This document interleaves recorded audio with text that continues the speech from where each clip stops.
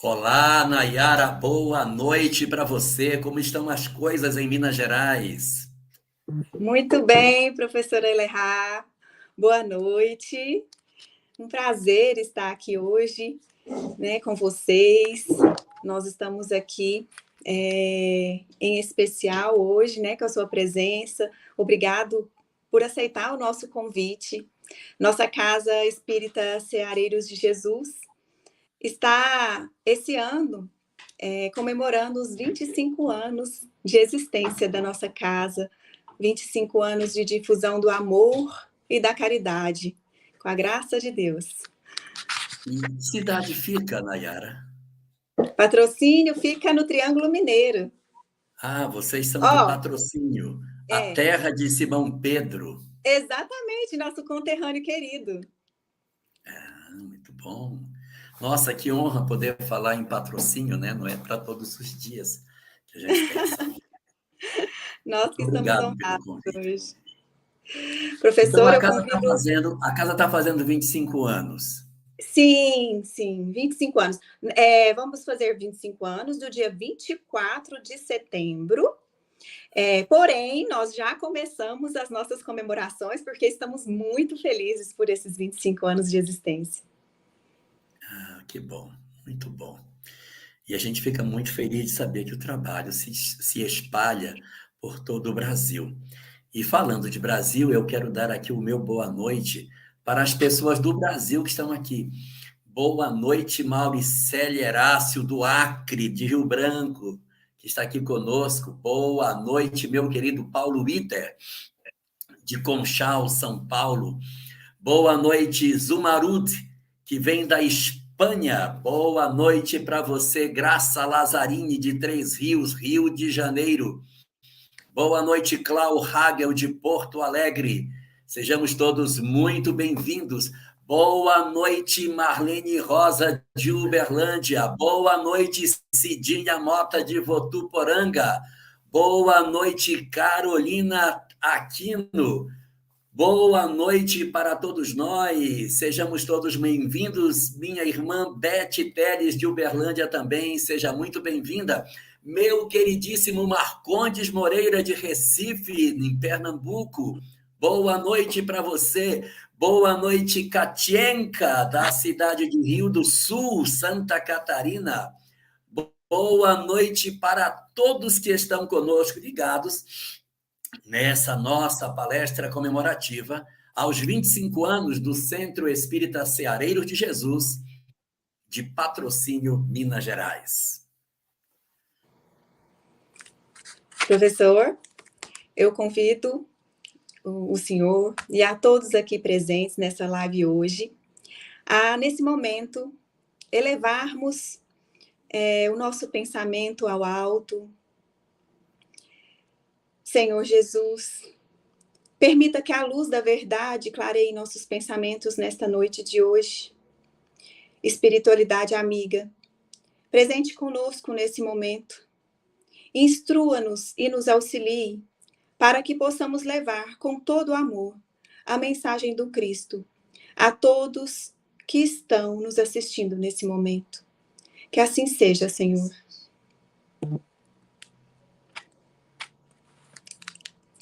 Professor, quero também aproveitar o momento para agradecer ao canal Renovando Consciências, aos canais retransmissores dessa live, a Rai TV, Web Rádio Fraternidade, TV Secal, TV 7, o Centro Espírita Allan Kardec de Conchal, Seara de Luz e Web Rádio Portal da Luz. Também quero agradecer as nossas casas espíritas aqui de Patrocínio, em especial a Casa do Caminho, e a Casa Ensinamentos de Jesus, que sempre estão conosco, nos apoiando e estendendo as mãos. O professor Elerhard, né? Vamos lá, vamos apresentá-lo. O professor Elerhard é um trabalhador da Federação Espírita de Rondônia e do Centro Espírita Recanto da Prece, em Curitiba, Paraná. Ele atua nas áreas do estudo, doutrinário e da unificação do movimento espírita. Professor, aprendemos tanto, há tantos séculos e séculos, mas ainda por vezes nos sentimos incompletos. Muitas vezes com um vazio e sempre nos deparamos com as indagações. Quem somos? De onde viemos? Para onde vamos? Por que sofremos? Qual o objetivo da nossa existência?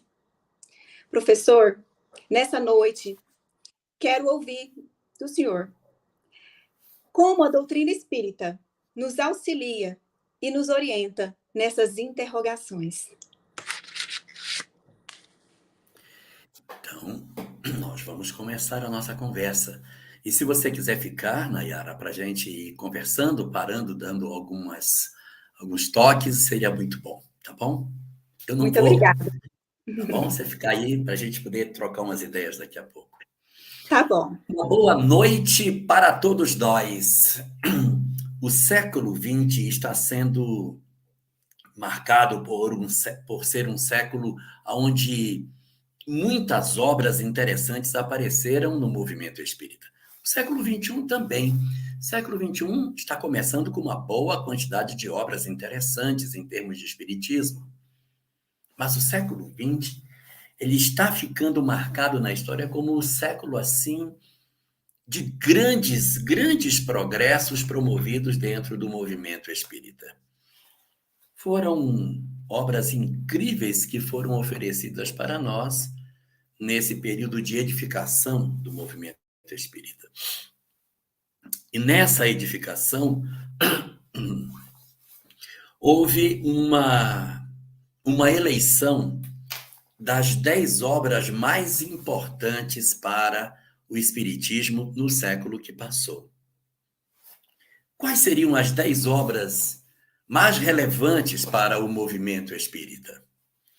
Dessas 10 obras, 9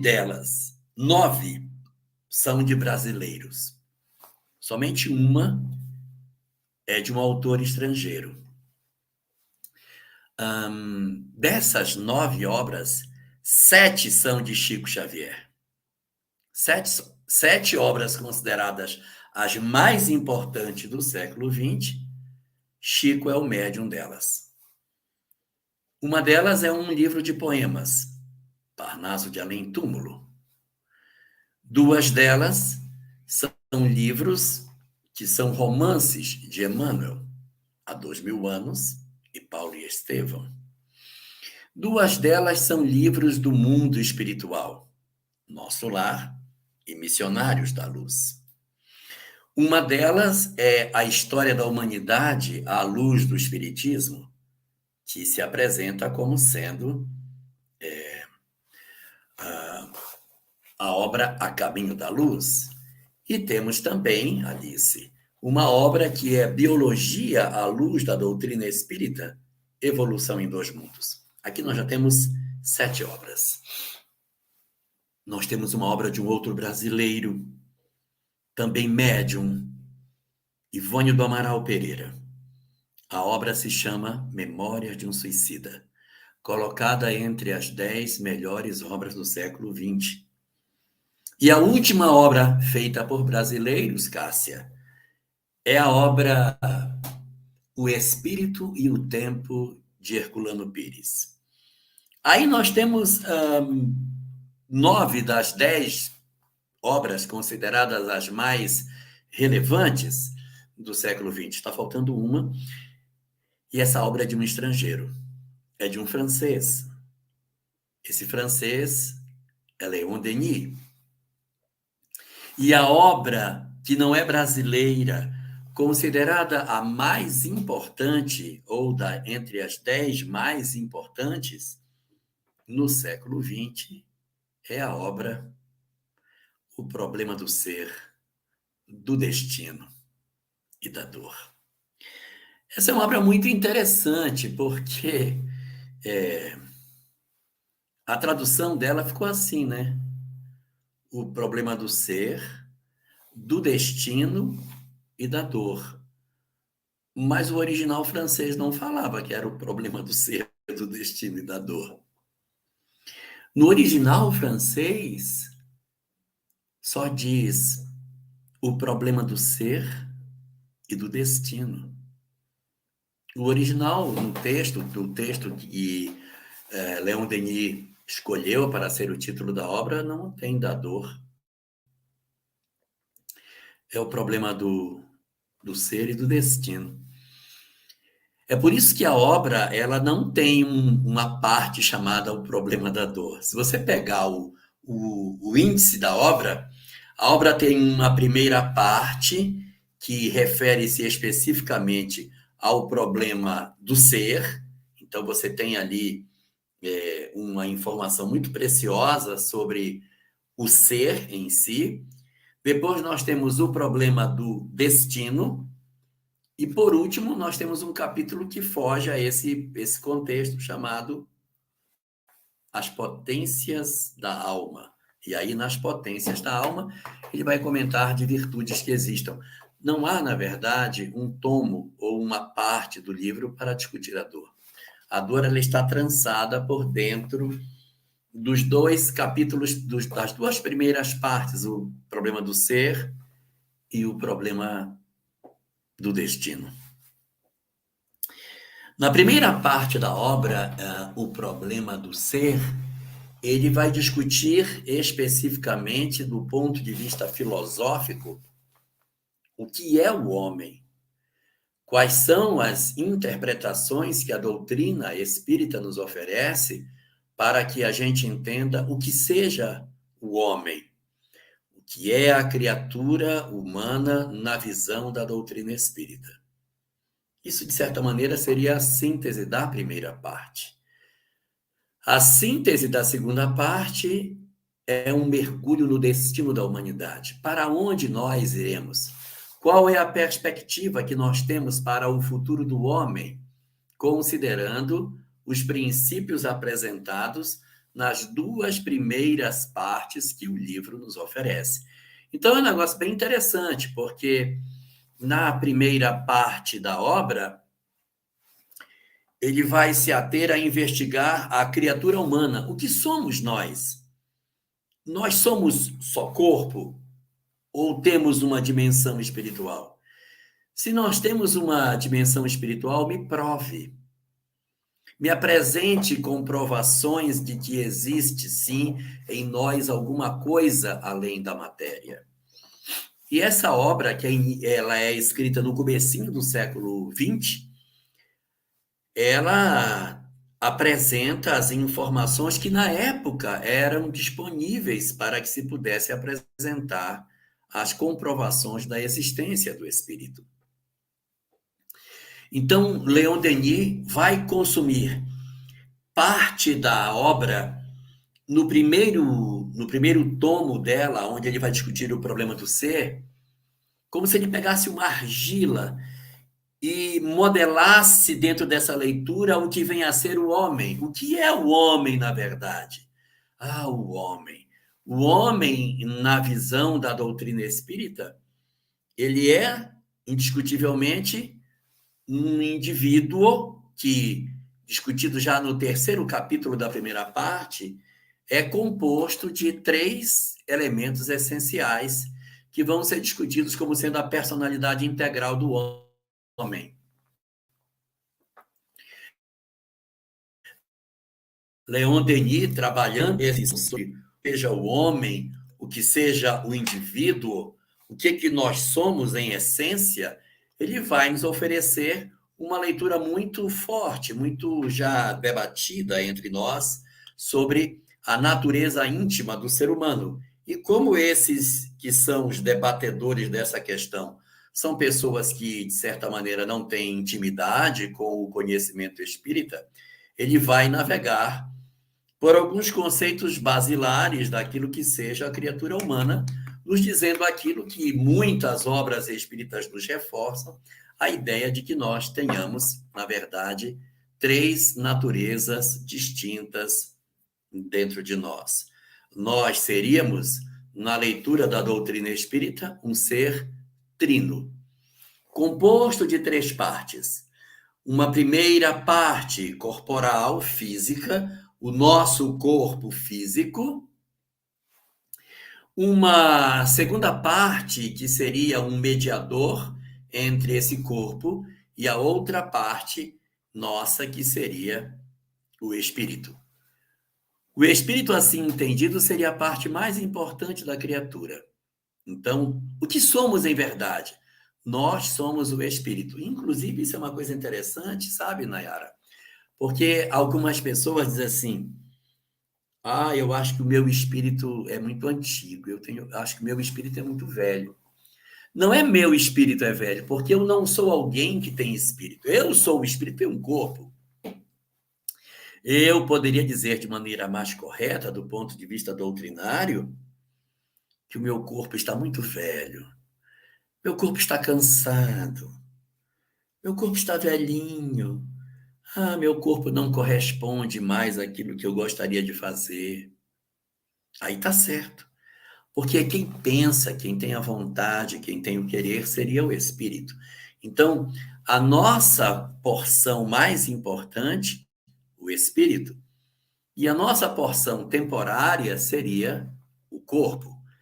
Mas o espírito, para poder acionar o corpo, ele usa um mediador plástico, o perispírito, que medeia essas duas partes. Então, Leon Denis vai consumir parte do primeiro tomo de sua obra para discutir essa visão trina que o ser humano possui, e que no capítulo 4 dessa mesma obra ele vai falar dessa personalidade integral que o ser humano possui.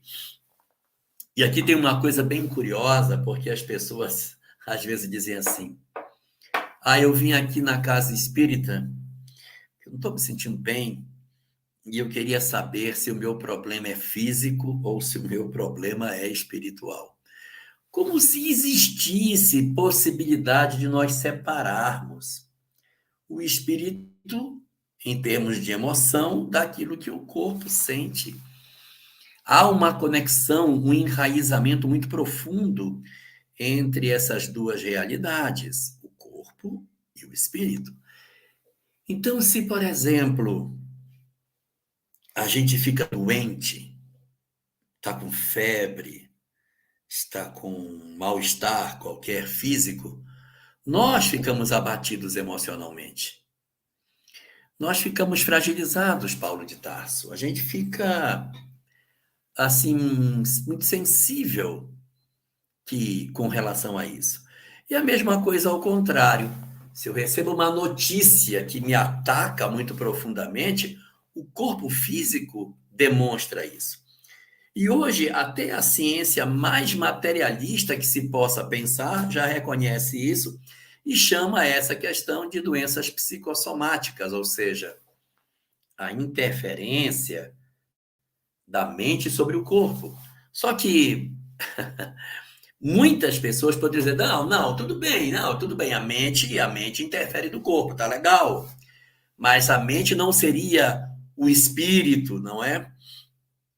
Existem muitas pessoas que conseguem reconhecer, e não é difícil, que exista o cérebro e exista a mente, mas o espírito, que a gente seja uma coisa que não é exatamente o físico, nem todo mundo consegue ver. Entender que é a mente diferente do cérebro é até fácil, porque nós encontramos pessoas que adoecem emocionalmente e no físico delas não há nada, não existe nenhuma expressão que a gente possa buscar para dizer que a gente esteja de fato doente. Mas como é que eu posso provar que existe espírito, que realmente nós temos uma alma? Então, Leon Denis vai provar, dentro dessa discussão, a existência do espírito, as possibilidades de demonstração que o espírito existe. E ele vai se valer disso, de alguns fenômenos que a gente observa na nossa sociedade. E aí, Fátima Rabelo, como seriam os experimentos que a gente poderia buscar para essas questões? Ele vai elencar alguns fenômenos que eram estudados à época dele, a chamada aparição entre vivos. Então, como que eu posso explicar que eu estava num lugar e eu me concentrei e eu fui até o hospital e eu vi quem estava no quarto, eu vi que a pessoa estava ali dentro. Então, essas experiências aonde o espírito se desdobra e vai a um outro ambiente e nesse outro ambiente toma informações daquilo que estaria acontecendo num local que fisicamente ele não está presente, essa seria uma das grandes demonstrações da existência da alma, ou seja, eu saio de mim e vou até lá, entro em contato e retorno. Então, esses fenômenos de desprendimento, os fenômenos de nós sairmos do corpo, as experiências do sono, todos esses experimentos seriam fortes indícios da existência do espírito. E aí, tem um negócio bem interessante que, à época de Leon Denis, ainda não estava em voga estudos incríveis como os que têm sido feitos hoje, Nayara, que são os estudos de experiência de quase morte. Na época de Leon Denis, a gente não tinha esse material. Se Leon Denis tivesse tido acesso a esse conjunto de informações impressionantes de experiências de quase morte. Porque o que acontece, Marli? Quando uma pessoa ela entra num processo de coma, ou às vezes, além do coma, ela verdadeiramente morre por um período, porque o coração para de bater, o eletroencefalograma demonstra falta de atividade cerebral, eu não tenho nenhum tipo de registro de que a pessoa, de fato, esteja tendo vida orgânica. Então, assim, se o cérebro parou, se você não tem nenhuma situação que seja positiva nesse sentido, a sensação que você tem é que a pessoa morreu. E que, evidentemente, ela não pode oferecer nada. Leon Denis, no livro, não trata de experiência de quase morte porque ele não conheceu. Então, ele vai falar de visitas entre vivos, desdobramentos, fenômenos do sonho, em que eu me desprendo no sonho e vou a lugares e descrevo lugares. Mas ele não passa pelo fenômeno da morte em si. Mas hoje... eu fico imaginando Leon Denis, meu Deus, acho que ele tiraria o bigode para poder fazer um estudo só sobre experiência de quase morte. Porque são incríveis. Nayara, é uma coisa impressionante o que a gente tem hoje. A fartura de textos, de estudos, de análises, de cientistas, cientistas materialistas que dizem, eu não sei o que é, mas não é o cérebro. Porque assim... O cara morreu. Não existe nenhuma atividade, o pessoal está em cima dele com desfibrilador, tentando voltar o cara à vida. O cara está morto. O cara está praticamente ali já indo para ser sepultado. E o pessoal está fazendo massagem e tal. Aqui atrás, coração parado, atividade cerebral apagou. Está morto. Existem casos em que as pessoas ficam desacordadas por um tempo muito longo, e que ocorrem fenômenos incríveis. E esses fenômenos incríveis, eles são convergentes. Isso é que é o mais legal. Existem estudos que pegam as pessoas que tiveram uma experiência de quase morte e dizem assim: o que foi que você experimentou? Conta para mim. E a pessoa A conta, a pessoa B conta, C, H, Z, X, todo mundo conta. E há uma enorme convergência nesses relatos. Eles falam que eles veem parentes desencarnados.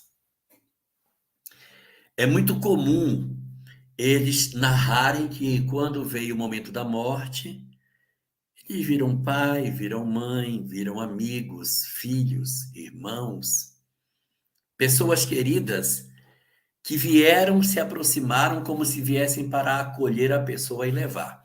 Bom, mas é o seguinte, antes de que as pessoas fiquem muito empolgadas, não é todo mundo que vê isso aí não, tá? Tem um pessoal que diz assim, olha, quando veio a minha experiência de quase morte, eu fui para um local horrível, era escuro, eu ouvia gritos, gemidos, desespero, um pânico. Por quê? Porque nem todo mundo, evidentemente, vai desencarnar e vai ter uma recepção dessa natureza. Mas é bacana a gente ver isso, porque, não sei porque o movimento espírita é assim, vitimista e é gemente, sabe? E fica, ai, eu vou para um umbral, ai, eu vou morrer. Isso não é verdade. É lógico que existem muitas pessoas que vão para um lugar ruim, mas o movimento espírita ele é composto por pessoas que, pelo menos em princípio, são pessoas que possuem uma maneira de viver diferente, que possuem uma forma de lidar com as questões da vida de uma forma muito singular. Fazem o bem ao próximo, estão lutando para ser melhor, retiram do seu tempo do dia parte para dedicar ao outro. Não são anjos, não são santos, mas não são as piores pessoas do planeta. E o pessoal, Cris, tem uma tendência, eu não sei de onde eles tiram isso, de que todo mundo vai para um umbral, que vai todo mundo sofrer. E assim, se você pegar aí no seu centro espírita, tem 25 anos, tem pouco tempo. Mas se você pegar os trabalhadores espíritas que já desencarnaram e que já deram comunicação na casa, deve ter alguém que já desencarnou, nenhum deles está no umbral. Eles estão no local, sendo acolhidos, não estão 100%. Não estão desencarnando para chegar no mundo espiritual e dizer, sai, Jesus, que eu desencarnei, agora a cadeira é minha. Não é para isso. Mas a gente está numa condição, assim, bem melhor do que o movimento espírita costuma dizer. Então, não é verdadeiro que vai ficar tão ruim. Não. Ótimo a gente não vai ficar, mas péssimo também não vai. E aí, as experiências de quase morte também falam isso, que tem uma quantidade muito grande de pessoas que desencarna e os parentes vêm recebê-la. Elas falam disso.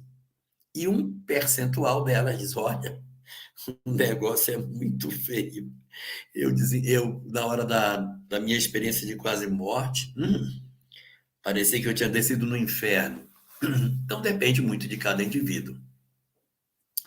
Mas isso é muito interessante porque são relatos que vêm e que não são relatos assim de uma fonte espírita, são relatos de fontes até materialistas, pesquisadores que estão realmente investigando e tentando decifrar isso. E eu acho legal, sabe, Nayara, porque eles ainda não chegaram a uma resposta, eles só sabem o que é não resposta. Olha, o cérebro não é, e não é nada físico.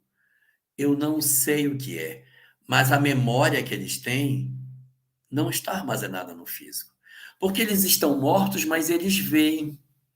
Eles chegam a contar quem entrou na sala, quem saiu, o que se conversou na hora que ele estava morto. Como que pode conversar se está morto? Eles ouvem. Isso é muito louco. Eles veem. Eles veem. Isso é fantástico. A Cris, que trabalha como técnico, a Cris aqui, a Cris que é Clementina, trabalha como técnico de enfermagem no Rio de Janeiro, vai ver coisas do Arco da Velha, Cris. Pessoas pertinho de você vão viver essas experiências e você vai ter tanta coisa para contar para a gente. Nossa, é uma coisa incrível. Ó, Paulo Witter aqui lembrando que a Universidade Federal de Juiz de Fora tem uma pesquisa realizada pela Liga de Espiritualidade sobre EQM, e que é muito interessante. Olha, o Leon Denis deve estar varado de dor, porque ele desencarnou e não teve a chance de escrever sobre isso. Deve estar louco, deve estar inspirando aí todo mundo para poder falar sobre esse assunto. A Rita de Cássia fala aqui de um outro livro, o livro Morri para Renascer, é um maravilhoso relato de quase morte. É um relato. Agora, o legal, Rita, é você pegar 142 relatos, como é um caso que tem de estudo, e ver a convergência dessas 142 pessoas. E eles acompanharam esses indivíduos que viveram essa experiência e descobriram que a vida deles mudou profundamente. Passaram a ser pessoas diferentes a partir dessa experiência. Inclusive, o medo da morte desapareceu, porque eles têm uma experiência pessoalíssima, intransferível, de que a vida continua. Então, nessa obra, o problema do ser, do destino e da dor, na parte do ser, ele precisa definir o que somos. Ele precisa convencer o leitor de que nós não somos o corpo, que nós não somos aquilo que a gente enxerga no espelho. E se é verdade que eu penso fora do corpo, que eu sinto fora do corpo, eu não sou o corpo. É lógico. Se eu consigo sair daqui do corpo e ir ali, ver o que acontece e volto, eu não sou o corpo. Se eu, morto, consigo ouvir, consigo ver, consigo raciocinar, tenho lembrança, eu não sou o corpo. E essa é, de certa maneira, a grande meta dessa primeira parte da obra. O foco da primeira parte é provar para o leitor que nós somos, sim, muito mais do que aquilo que pensamos ser. Esse é o primeiro enigma que ele tenta decifrar. O que somos. Esse é o problema do ser. Preciso saber o que sou. Porque depois que eu souber o que eu sou, uma segunda pergunta se impõe. Tá, eu já sei o que eu sou. E para onde vou? Porque se eu sou um corpo que vou morrer, eu sei para onde eu vou. Eu vou para baixo da terra, o corpo vai se decompor, eu vou desaparecer e pronto, porque na natureza nada se cria, nada se perde, tudo se transforma. Mas na hora que eu reconceituo para você, Nayara, de que nós não somos mais corpo, não, e Leon Denis vem fazendo aquela lógica, vem buscando até ele conseguir levar à conclusão. Cara, está provado, nós não somos o corpo. Uma pergunta se impõe. Tá, e para onde eu for? Para baixo da terra, para baixo da terra que não é. Porque se eu sou um negócio que pensa fora do corpo, tudo bem que o corpo vai descer. Mas e eu? Qual é o destino das criaturas? Para onde iremos em verdade? O que será das nossas vidas? E aí a gente vai entrar numa segunda etapa dessa discussão, que são os assuntos referentes ao destino. Para onde vou?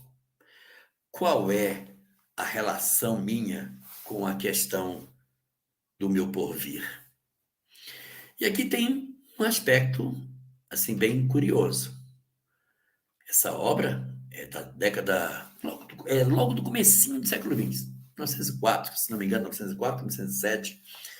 Essa obra ela ainda não tinha sido banhada pelos conhecimentos que a gente teria durante o século XX sobre o mundo espiritual. E aqui quero fazer um parêntese. A doutrina espírita, quando codificada por Allan Kardec, ela não trouxe realmente muitas informações sobre o mundo espiritual. Ela não trouxe. Trouxe informações sobre a vida após a morte, mas sobre o mundo espiritual, como era a vida no mundo espiritual, ele não trouxe. Por que Kardec não facilitou, ou os espíritos não facilitaram, já deixando essa mensagem com construção já bem definida. É porque as coisas precisam ser feitas passo a passo. Não significa dizer que o que nós sabemos de doutrina espírita hoje é o que nós iremos saber daqui a um século. O véu, ele se levanta progressivamente. Está lá no livro A Gênese de Allan Kardec, no seu capítulo 1, o caráter da revelação espírita, entre os oito pontos apresentados como sendo características da revelação espírita, uma delas é que a revelação espírita é progressiva. Eu disse progressiva, eu não disse progressista, eu disse progressiva. O que é progressiva? É que as informações elas vão progressivamente avançando em termos de conhecimento. Na época que Kardec nos ofereceu a codificação kardeciana, ele nos trouxe um conjunto de verdades espirituais. Mas isso não quer dizer que todas as verdades espirituais já estavam colocadas na obra. Ele mesmo diz na Gênese, no capítulo 1, de que a doutrina espírita é assim mesmo. À medida que os conceitos vão se solidificando, ela vai maturando e vai se alargando em termos de novos horizontes. Então, por exemplo, nós não tínhamos nenhuma informação sobre a evolução das espécies como nós temos hoje. Em 1859, iria surgir o livro de Charles Darwin, chamado A Origem das Espécies, que ia dar um impulso para o entendimento da progressão biológica dos seres. Mas só em 1880 é que a gente ia ter as informações sobre a existência de genes.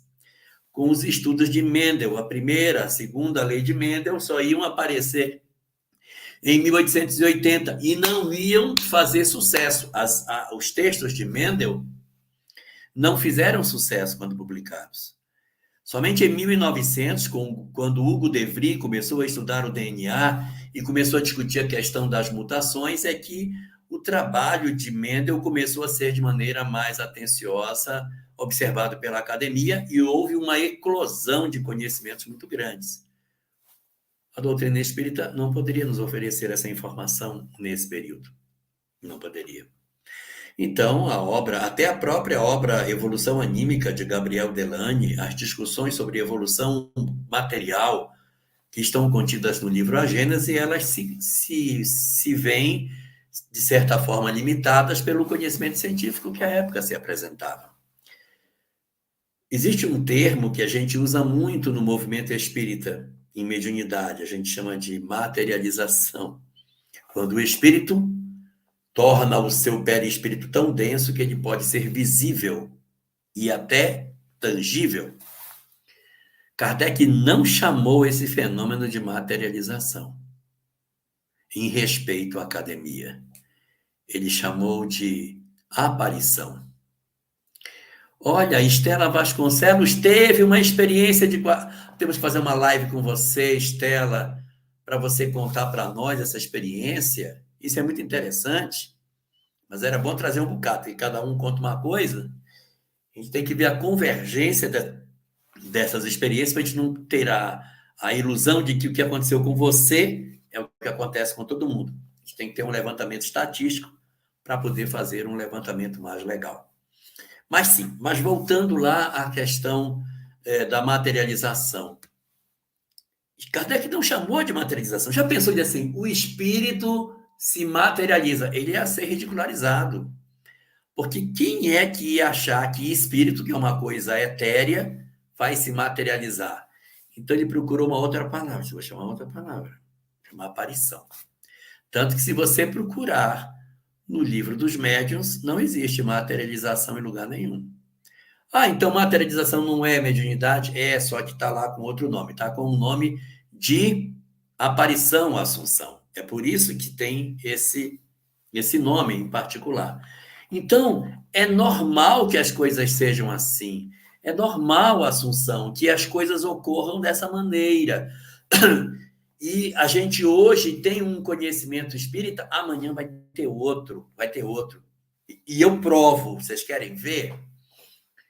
Eu vou mostrar para vocês uma coisa que aconteceu na nossa. Nayara não, que acho que não era nem nascida nessa época, mas os outros que eram nascidos devem lembrar que antes de 1989, 89, Nayara ainda não tinha nascido. O movimento espírita, não, sua mãe enganou você. O movimento espírita, ele não tinha uma visão muito clara sobre aquilo que a doutrina espírita tinha. Eu não estou dizendo que a doutrina espírita mudou, a doutrina tinha isso, mas o movimento não enxergava que era a necessidade do autoconhecimento e da transformação moral. Estava lá escrito na obra básica. O objetivo da doutrina espírita é a transformação moral, mas se falava tão pouco de autoconhecimento, se falava tão pouco. O movimento espírita dizia assim, é engraçado isso, eu sou dessa época, eu posso falar de cadeira. A gente dizia assim, nós precisamos fazer a transformação moral. Nós precisamos fazer a transformação moral. E a gente faz a transformação moral, sabe como? Através da caridade. Você faz a caridade, essa é a transformação. Então, você tem que fazer caridade, tem que distribuir sopa, tem que fazer agasalho, participar de um trabalho assistencial, porque isso é a grande mudança para vencer o egoísmo. Era assim que a gente entendia. Mas a doutrina espírita nunca disse isso. Nós é que lemos coisas que a doutrina espírita não dizia. O movimento espírita, ele achou que a caridade institucional, que é aquela caridade feita pela casa espírita, era o objetivo. Então, a casa espírita tinha que ter um trabalho assistencial para que os espíritas pudessem fazer caridade e se salvar. Olha que louco. E a gente não falava assim como a gente fala hoje. A gente tinha uma visão diferente, que a gente tinha que ingressar no movimento espírita e trabalhar no movimento espírita e fazer a caridade para ficar bem. Hoje as pessoas dizem, não, a gente tem que se modificar. Tem que aprender a perdoar, aprender a lidar em casa com os conflitos que a gente tem. Nessa época, Nayara, as pessoas não falavam dos seus conflitos familiares. Elas diziam assim, olha, depois que eu conheci a doutrina espírita, minha casa virou uma bênção. Nossa, agora meu marido é maravilhoso, meus filhos são maravilhosos, lá só tem espírito de luz.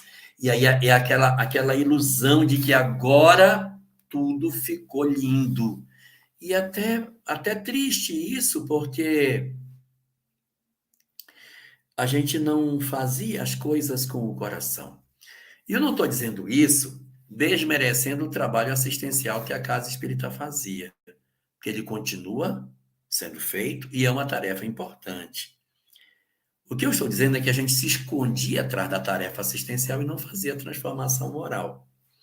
Agora a gente tem que rodar os dois pratos. A gente tem que fazer a caridade, mas tem que fazer a transformação moral e os dois pratos não podem cair. Nós temos que fazer isso. Cuidar do lar, da nossa vida profissional.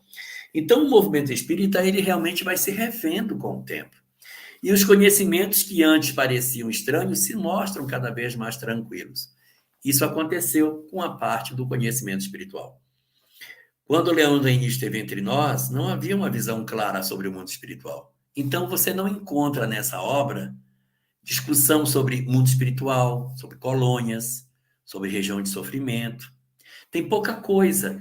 E elas estão mais colocadas na primeira parte da obra e não na segunda. Ele jogou para a questão do ser os aspectos da vida no além, quando a vida no além deveria ser do segundo bloco. Mas havia pouca informação nesse sentido. Então, ele entendeu que isso não estava contido no destino, estava contido no ser. E para o destino, ele trouxe de maneira maravilhosa, extraordinária, inequívoca e fantástica o princípio da reencarnação. Oh, meu Deus do céu! O estudo de reencarnação que Leon Denis oferece dentro dessa obra é diferente da maneira como Kardec coloca. Kardec tem uma visão muito mais filosófica. Ora, o homem sofre. Então, se ele sofre, porque tem uma razão para o sofrimento, que aí ele vai mexendo com lógica, Kardec, e chega a uma conclusão. Leon Denis oferece mais, ele entrega esse conhecimento de maneira diferente, porque ele puxa pelo lado filosófico que a questão tem. Ele discute o aspecto filosófico que a gente tem, né, dentro disso. Ele traz as lembranças, as comprovações científicas. Ele diz: eu tenho um caso do menino que lembrava que ele tinha vivido. Então, essas coisas são interessantes, porque Leon Denis sai dessa capa da filosofia e avança para cima da ciência, mostrando essa leitura mais efetiva da questão da reencarnação. Então, ele discute, por um lado, esses aspectos do mundo espiritual e da reencarnação, mostrando as leis da reencarnação, a lei de causa e efeito, mas ele não deixa de mostrar os aspectos científicos que essa mesma doutrina possui. E interessante, ele não se arrisca no terreno religioso para demonstrar. Ele trabalha nessas duas vertentes. E Kardec tem uma ênfase maior quando vai falar de reencarnação, puxando aspectos bíblicos, religiosos, para encaixar, enquanto que Leon Denis não. Vou trazer as comprovações históricas e vou trazer as discussões filosóficas para o cenário. Então, da mesma maneira que esse mesmo, muito bem, dona Elisa, nota 10 para a senhora. Então, vocês viram o bigode dele? Se você tivesse que trabalhar a experiência de quase morte, olha aí, acho que ele tirava esse bigode, daria um bigode para fazer um estudo sobre EQM, porque é uma coisa espetacular. Nós temos alguns estudiosos espíritas hoje que estão trabalhando nisso, mas eu acho legal gente do lado de fora do movimento espírita trabalhando, porque eles vão andar pelo terreno da ciência e, naturalmente, eles vão se direcionar para uma tentativa de interpretação desses fenômenos todos. Resultado, essa segunda parte da obra é uma parte da obra em que você vai ver, efetivamente, Leon Denis trabalhando fundamentalmente a questão da reencarnação, fundamentalmente. E é uma peça importantíssima para o entendimento de todas as coisas. E aí, não tem da dor, né? Só tem o problema do ser e do destino, mas não tem da dor. E por isso a terceira parte da obra, olha aí, Leon Denis nasce no dia 1º de janeiro de 1846, ele nasce no mesmo ano de Camilo Flammarion. Os dois são de 1846. Muito bem. Então, esses estudos que ele faz, eles vão culminar com uma terceira parte que ele tem na obra, que é onde as pessoas, quando estudam o problema do ser destinador, elas gostam muito da última parte da obra, porque é onde Leon Denis coloca asas ao pensamento. Ora, ele já disse o que é o homem. Ora, ele já falou qual é o destino das criaturas, das reencarnações, da felicidade, do destino dos homens. Então, ele vai agora fazer uma costura, Sandrinha, oferecendo para nós as potências da alma, que são as virtudes, os elementos essenciais que a gente vai ter na medida em que a gente se aproximar dessa nova parte. Deixa eu ver aqui o que a Cizinha está falando. Gosto muito quando você fala sobre pessoas acharem que somente fazendo caridade vão conseguir transformação. Esquece o autoconhecimento. E eu não estou falando mal de quem faz isso, mas é para a gente não ter a ilusão de que é distribuindo sopa que a gente se salva. É preciso que a gente se mova por dentro. Se eu dou a sopa e o meu coração se enche de amor, eu vou conseguir grandes progressos. O risco é quando eu faço isso por obrigação. Domingo de manhã, já levanto de mau humor, droga! Queria poder ir para a piscina, vou ter que ir para aquele lugar, aquele monte de gente esperando. E aí fica. Caridade também é não imprimir traços orgulhosos, arrogantes da minha personalidade. Também. É na convivência. Nós temos muito a ideia de caridade como entrega de alguma coisa física, né? Mas a doutrina espírita não diz isso. Ela diz, não trabalha a coisa física. Trabalha a caridade como sendo o amor em movimento, como bem define Kardec. Então, é aqui, na terceira parte de o livro, O Problema do Ser, do Destino e da Dor, que a gente vai encontrar aqui os pontos essenciais. E aí você vai encontrar o primeiro elemento, que é a primeira potência da alma, é a vontade, que vai se casar com a questão 909 e 911 de O Livro dos Espíritos, onde ele vai mostrar que a vontade é a grande motriz do ser humano, o grande motor da evolução é a vontade, mostrando a necessidade de nós elegermos as nossas prioridades e termos foco nisso que a gente vai fazer. Um segundo capítulo que ele também trabalha na segunda parte é a questão da consciência, em que ele fala da necessidade do homem consultar a sua própria consciência. Às vezes a gente não consulta, a gente diz assim, como é que, onde está a lei de Deus? A lei de Deus está escrita na consciência. Então tá legal. Só que a gente não consulta a consciência. A gente não para refletir. Quando a gente para refletir, tá assim no ônibus, aí pensa numa coisa, nem pensar nisso, não quero nem lembrar. Então a gente não acessa a consciência. Então, como a gente não acessa, a gente demora a mudar. A gente deveria permitir analisar e dizer: estou fazendo besteira. Não deveria estar fazendo isso. Preciso mudar. Preciso alterar a minha maneira de funcionar.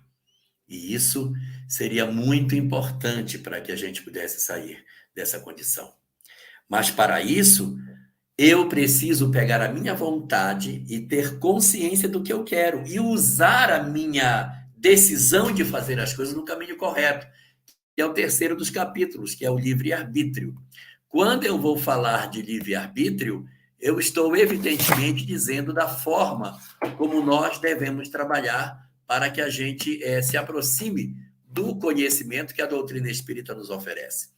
E aqui há uma grande contribuição de Leon Denis sobre as potências da alma, porque ele vai dizer para a gente que a vontade, a consciência e o livre-arbítrio precisam estar disciplinados pela reforma do nosso caráter, pela transformação do meu eu.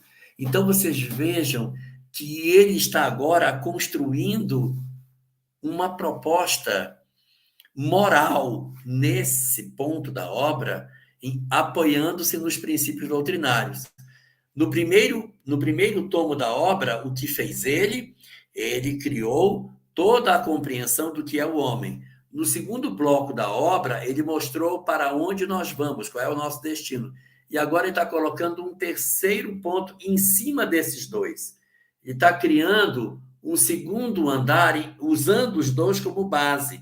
Ele está mostrando agora a necessidade da transformação moral do homem. Ora, se eu sou um espírito, ora, se eu reencarno, ora, se é isso que acontece comigo, então o que me compete fazer? Aí vem disciplinar, primeiro, a questão do que é a vontade, a questão da consciência, a questão do livre-arbítrio e da mudança interior, da necessidade da mudança,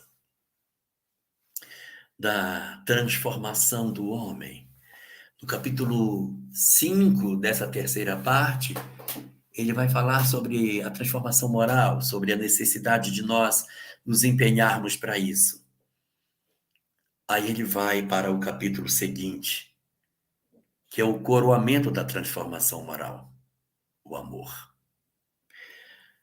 Aqui ele vai falar que a síntese para onde converge, e ele é muito poético no texto, ele escreve coisas muito bonitas, suas construções de frases são maravilhosas.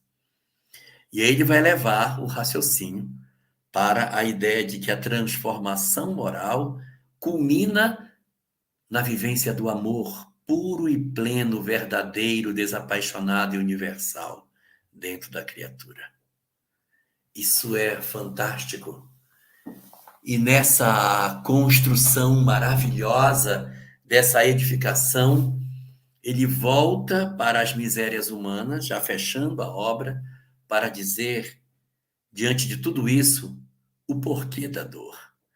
Então, assim, o problema do ser, do destino e da dor, se a gente pudesse justificar, é porque nesse último capítulo dessa parte, ele vai comentar sobre a revelação que nos é trazida pela dor. O que a dor vai nos ensinar? Então, quando eu tomo aquela parte anterior, a vontade, a consciência, depois da consciência, o livre-arbítrio, aí vem o pensamento do homem, a disciplina, a mudança de conduta, a transformação moral, depois o amor, e quando eu estou lá em cima, eu digo, é por isso que a gente sofre. A dor, na verdade, é o instrumento do qual Deus se serve para que a gente descubra que precisa mudar. Então ele deixa a dor para o final, porque primeiro ele oferece o plano divino, ele diz assim, agora quando você sai, você experimenta a dor. E ele quer mostrar, no final da obra, o porquê do sofrimento humano. É lindo isso, porque ele poderia começar assim, vou falar primeiro da dor. Olha, a dor é isso assim, mas ele não faz. Ele primeiro instrumentaliza o leitor de todas as variáveis agora, que a gente já viu tudo, chegou até no amor. Agora eu vou mostrar para vocês, agora eu vou colocar a dor aqui. Como é que a gente posiciona a dor em tudo aquilo que a gente está vivendo, para que a gente possa saber por que ela aparece. Por que motivo que a dor comparece nas nossas vidas? Eu tenho todo o plano divino que eu já falei, e aí você consegue posicionar melhor a dor. E coroando a obra, fazendo o fecho de tudo que ela tem, ela vai apresentar no final uma espécie de credo espírita. É uma profissão de fé espírita. Nessa profissão de fé espírita, Leon Denis vai nos oferecer uma série de itens. Primeiro princípio, aí ele vai colocar o princípio do homem, o que é o homem, o ser consciente e tal. Aí vai apresentar toda a leitura do que é o homem. Ponto número 2. Eu quero falar do universo. Aí ele vai falar que somos parte desse universo. Depois ele vai dizer do que esse universo precisa de um governante, precisa de uma ação superior. E está partindo do homem para Deus. O quarto vai falar do tempo, da eternidade, das leis. O quinto princípio é a lei. Depois o sexto princípio da alma, que é a evolução. E depois o sétimo, que é a evolução infinita. A transcendência de todas as coisas. A excelência de tudo aquilo que a gente veio buscar. E Leon Denis, que cabra incrível! Essa obra é realmente uma obra que vale a pena. Extremamente rica, porque ela traz conceitos, argumentações e provas. Vai para a segunda parte, conceitos, argumentações, provas. E depois, como se cada uma dessas partes desse uma asa para ele, ele coloca essas duas asas das duas primeiras partes e vai voar nos ensinos morais, nas apresentações das mudanças que o homem precisa fazer, o entendimento das transformações morais que a gente tem que executar, fazendo um caminhar. Quando o amor chega no final, quando estamos no topo do amor, aí ele diz, agora eu vou te mostrar porquê da dor.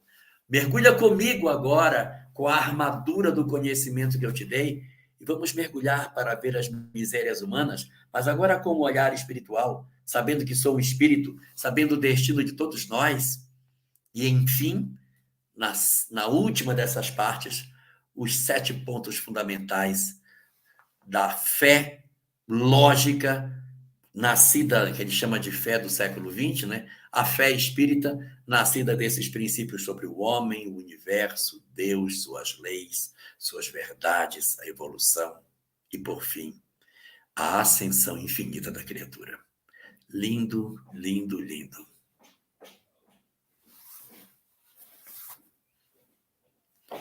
Você está sem áudio agora. Agora eu voltei. Então, é muito lindo e muito bonito ouvir falar, né, de todo esse contexto que Leon Denis deixou para nós. E o que me chama a atenção dentro de toda essa fala e de toda essa explicação, professor, que o senhor nos deixou, é que nós, trabalhadores espíritas, né, recebemos muitas vezes nossos irmãos em nossas casas com dores, né? Muitos chegam lá no momento exato da dor.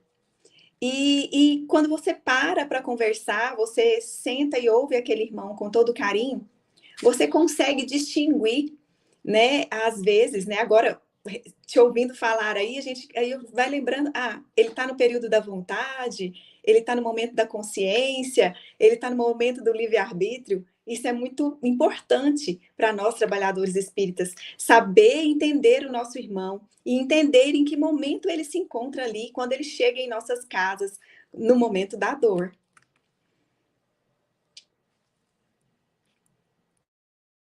Exato. A casa espírita, ela precisa oferecer isso. E a gente tem, basicamente, 3 lugares para oferecer.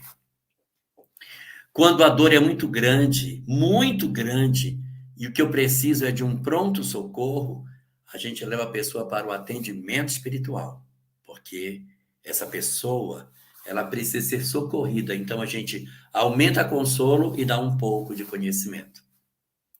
Quando a pessoa ela vem com as suas naturais dores, mas ela não está sangrando, não é um pronto-socorro, aí você leva a pessoa para que ela possa ir para um ambiente onde ela vai, ao mesmo tempo, estudar e conhecer, que é a palestra. Ao invés de ser um hospital, a gente poderia dizer que é uma escola, onde ela vai estudar, vai aprender boas maneiras, vai, por aquilo que ela vai aprender, ela vai estudar. E o terceiro ambiente é aqueles que têm sede de saber, aqueles que têm vontade de decifrar os enigmas, que estão sedentos. Nós entregamos para eles o estudo sistematizado, a oportunidade de mergulhar nas obras, conhecer a obra de Leon Denis, de Ivone Pereira, de André Luiz, de Emmanuel, de Kardec, ter esse conhecimento mais aprofundado das verdades espíritas. Nós oferecemos para eles não somente o hospital nem a escola. Nós oferecemos verdadeiramente para o indivíduo aquilo que a gente poderia chamar de oficina, porque é o lugar onde eu aprendo e coloco em prática aquilo que sei, no exercício do meu saber em favor daqueles que precisam de ajuda. Dali, eu estudo. É uma oficina, é também uma escola, mas eu tenho aprendizes que aprendem comigo, eu aprendo com outros, e fazemos uma grande cadeia de aprendizado e de serviço em prol do semelhante. Dali sairão os que vão trabalhar o atendimento espiritual, dali sairão os que vão trabalhar o pessoal da palestra para o crescimento da ideia e a multiplicação do ideal sobre o mundo. Perfeito, professor, perfeito. Quanta gratidão. Eu não sei se vai dar tempo ainda, eu acho que temos 2 perguntas. Tem 2 perguntas que a gente precisa responder. Isso. Tem 2 perguntinhas. Eu não consigo encontrá-las aqui agora. Aqui a Bruna faz a primeira. Se o câncer seria uma doença psicossomática? Não necessariamente ou obrigatoriamente. Existem muitas situações em que o câncer oferece para nós uma gênese psicossomática. Então, você tem alguns processos de trauma, de ódio, de mágoa, de ressentimento, transtorno de estresse pós-traumático, que são vários fenômenos psico que desembocam no físico. Então, eu tenho, sim, experiências cancerígenas que podem se originar de processos de adoecimento do campo mental. Mas nem toda doença cancerígena, ela nasce obrigatoriamente de um problema mental. Eu tenho problemas de câncer em função de condutas, pelo tipo de alimentação, pelo tipo de material com o qual eu lido, pessoas que lidam no plantio de determinadas culturas, elas são mais predisponentes a desenvolverem cânceres em determinadas áreas do organismo pelo manuseio com a substância tóxica. Nós temos os casos de câncer provocados por exposição a elementos radioativos. Então, nós temos muitas circunstâncias de defensivos agrícolas ou coisa parecida que podem ser elementos que podem desencadear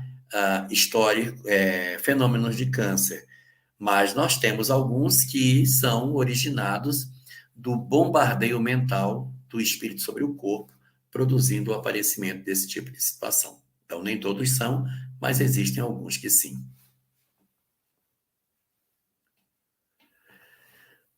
Qual a visão espírita sobre o vício da pornografia e do sexo?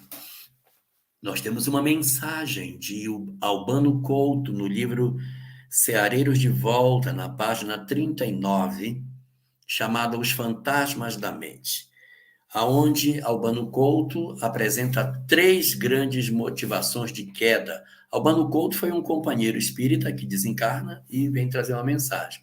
Na verdade, essa obra toda é isso, né? Que é Ceareiros de Volta, porque são espíritas trazendo mensagens para o movimento espírita.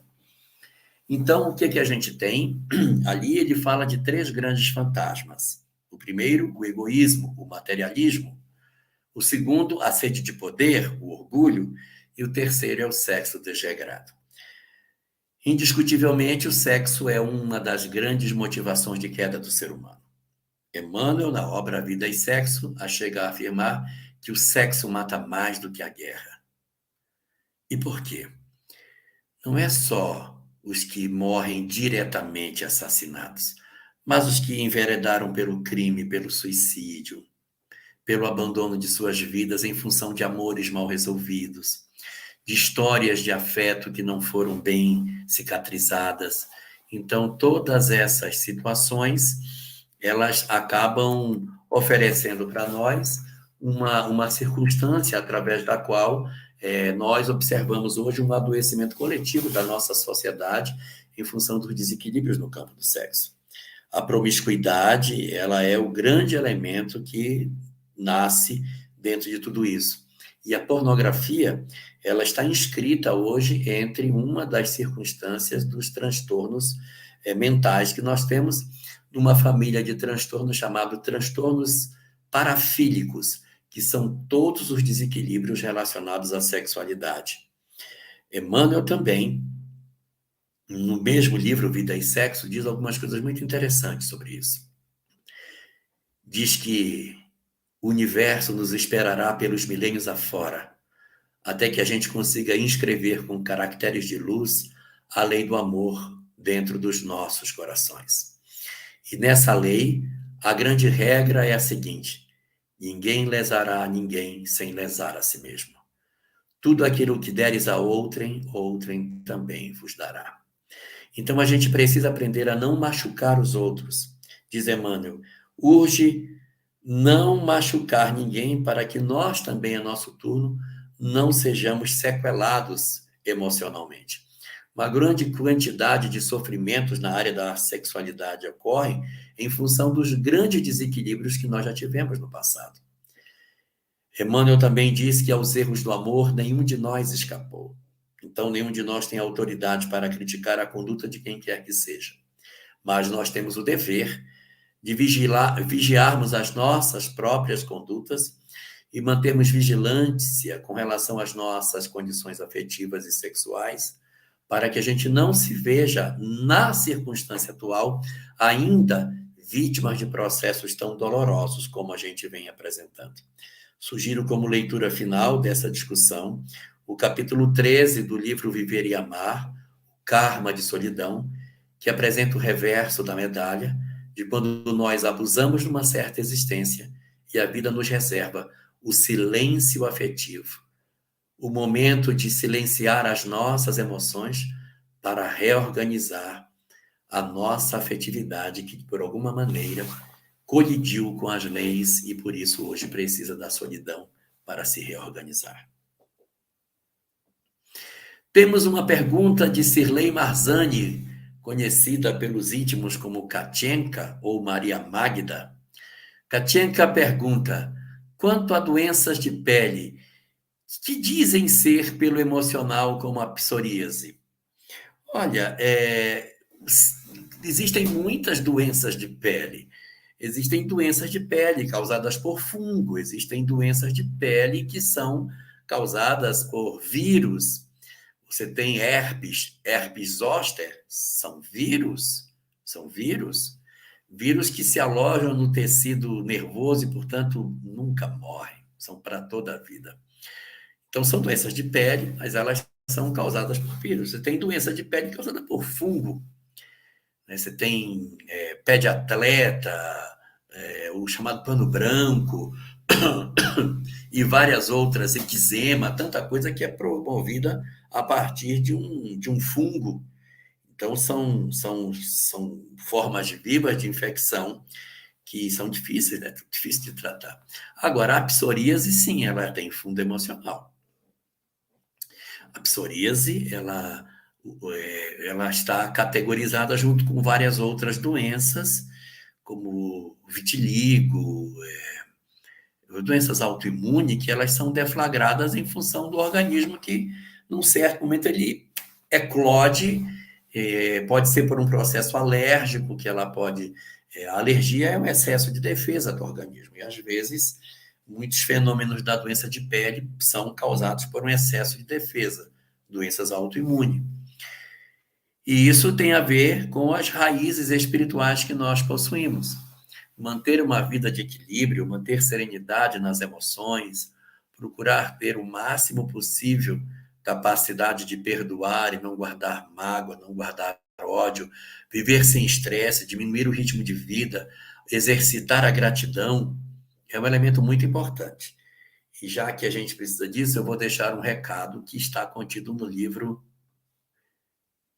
Vida, Desafios e Soluções, lá no final da obra. É uma receita de Joana de Ângeles. Anota aí, Nayara, que é boa. São quatro pontos para que a gente se organize, se harmonize. Ponto número 1, fugir do amargor. Parar de reclamar. Quem reclama demais adoece. E adoece de várias coisas. Então, a primeira recomendação de Joana é fugir do amargor. Reclama, fala mal, passa o tempo todo falando mal. Se está frio, reclama. Se está quente, reclama. Reclama em todo mundo. Então, parar de reclamar. Segundo, contato com a natureza para sentir-se filho de Deus. Pisar no chão, tomar banho de cachoeira, pisar na grama, tomar banho de chuva, quando não tiver muito frio. Aqui em Curitiba está um frio danado, se for tomar banho de chuva vai adoecer. Mas tomar banho de chuva, sentar num local para ver o pôr do sol. Às vezes a gente vive numa cidade cercada de cimento, abre a janela, vê cimento, aí entra, não vê, mora numa cidade muito grande, não vê natureza quase, vê muito prédio, muita coisa. A gente tem necessidade de ter contato com a natureza, ver as estrelas, ir para um lugar à noite, ver a lua. Olha, vai ter a superlua agora, dia 31 vai ter uma superlua. Ver a lua e ver as estrelas, Nayara. A gente mora em cidade grande e não vê as estrelas. Então, em Rondônia, teve uma época, agora não tem mais, faltava muita luz. E o pessoal, falta luz de novo. Tipo, hora de ver as estrelas, porque faltava luz, ficava tudo escuro. As estrelas faltavam pular do céu. Então, primeiro, fugir do amargor. Segundo, anotou, contato com a natureza, sentir-se filho de Deus. Terceiro, cuidar-se. Cuidar-se. Dormir, acordar, alimentar-se corretamente. Cuidar da gente, né? Ter um pouquinho de zelo, cuidar do corpo, cuidar do espírito, mas cuidar do corpo também. Então é cuidar-se, não comer qualquer coisa, cuidar da alimentação. Katienka faz isso muito bem. Katienka trabalha muito bem com a natureza, vive no meio do mato, está ótima. Também o cuidar-se é muito importante. Uma alimentação saudável, uma vida sem muito estresse, isso é muito bom. E o quarto e último, o exercício da compaixão. Uma recomendação do Buda. Ter compaixão com as pessoas que erram. Compaixão. É compaixão. Então, ter misericórdia dos outros. Olhar as pessoas com um pouco mais de afeto. Se sensibilizar com a dor das pessoas. É diferente do primeiro, que é fugir do amargor, que é parar de reclamar. Aqui é eu me importar com os outros. É eu ter sensibilidade com a dor do semelhante. No primeiro é eu parar de reclamar. Aqui é comece a agir.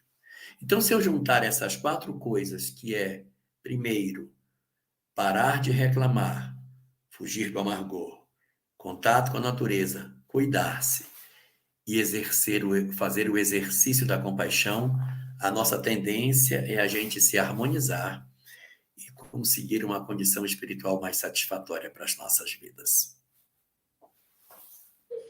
Perfeito, professor. Nós saímos dessa live com a bagagem cheia de conhecimento, graças a Deus. Deixamos aí um pontinho de luz em cada lugarzinho desse Brasil, que tem muita gente nos assistindo. E peço agora, antes de finalizarmos, né, que o senhor faça a nossa prece final. E quero agradecer mais uma vez ao canal Renovando Consciência por ter nos dado essa oportunidade de estar aqui hoje com essa live, com todo esse aprendizado, e também aos canais retransmissores dessa live. Muito obrigado, gratidão a todos vocês. Ceareiros de Jesus hoje está em festa, em alegria por esse momento.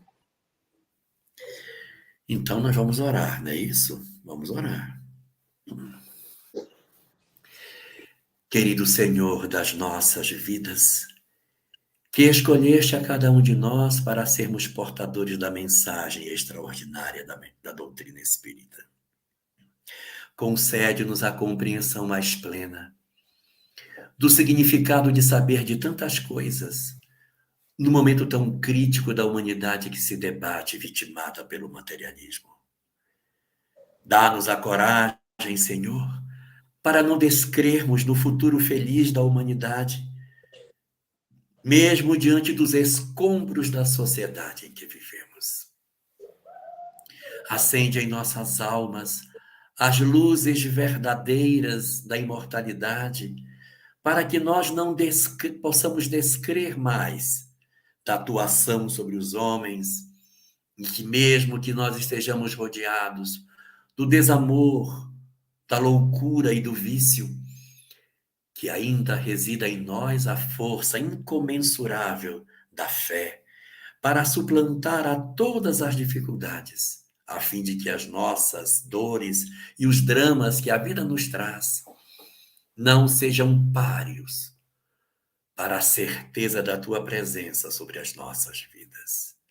Rogamos-te assim, ó Senhor de todas as coisas, que tu nos fortaleças nos nossos momentos mais críticos, para que a certeza do que somos, da nossa realidade espiritual, seja o antídoto contra o abatimento, a desesperança, a tristeza, o vazio existencial.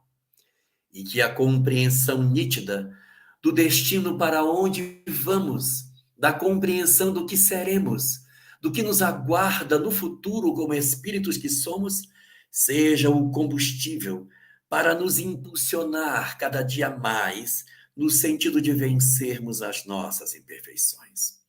Assim, Senhor, com a alma de joelhos, Nós te agradecemos a imensidão de bênçãos que derramas sobre as nossas vidas e te rogamos que o teu amor, presente nas nossas existências, derrame paz, derrame harmonia sobre as nossas existências e fortaleça os nossos corações a compreensão nítida e clara do que precisamos fazer para correspondermos ao investimento que fazes nas nossas almas.